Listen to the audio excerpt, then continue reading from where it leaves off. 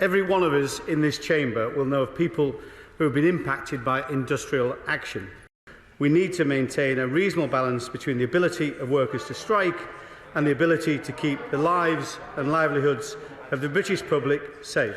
But we oppose it in its strongest terms, on principle and by virtue of the serious flaws that render it utterly unworkable. This bill goes further than that. This bill sets to restrict, which we have some of the most restrictive trade union rights in the most evolved democracies anywhere in the world, and this bill seems to restrict that further, but goes further than restricting it. It goes from clapping nurses to sacking nurses.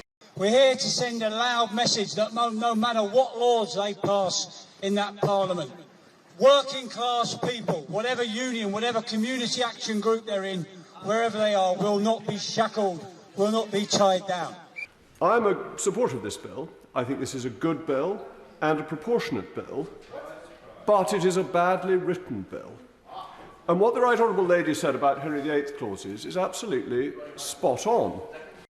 Yet the response of this government to strikes being called successfully, despite the most severe and draconian balloting requirements and restrictions that they themselves have imposed on trade unions, is to say no to legitimate pay demands, no to negotiations, and to attack the very right to strike itself.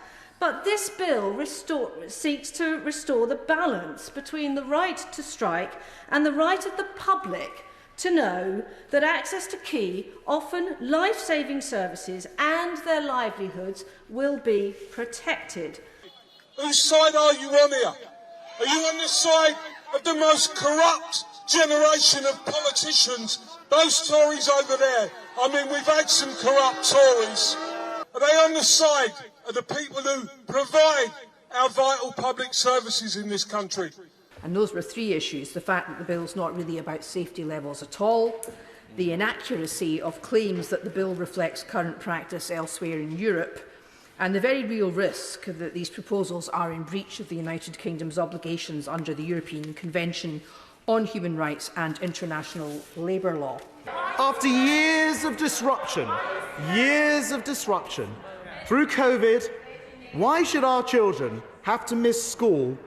Why should it be that people who work for themselves and rely on their own ingenuity to get their jobs and take home money, why should those people repeatedly over months and months and months be denied the opportunity to get to work?